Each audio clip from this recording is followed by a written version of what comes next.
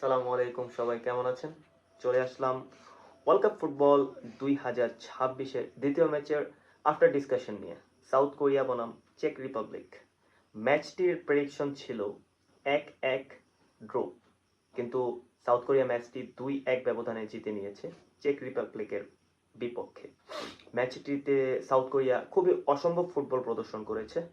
তারা বেশ কিছু সুযোগ মিস করেছে, তারপরেও এক গোলে পিছিয়ে থাকার পর 2-1 কামব্যাকের মাধ্যমে তাদের বিশ্বকাপ মিশন শুরু করা একটি গৌরবের বিষয় আমি মনে করি। সাউথ কোরিয়া যদি তাদের ফরওয়ার্ড লাইনটা আর একটু শক্ত করতে পারে এবং গোলগুলো কনভার্ট করতে পারে, আমি বিশ্বাস করি সাউথ কোরিয়া এই বিশ্বকাপে অনেক দূর এগিয়ে যেতে পারবে।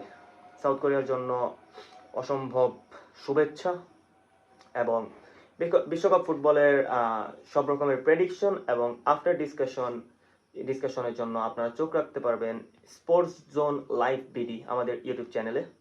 Thank you very much.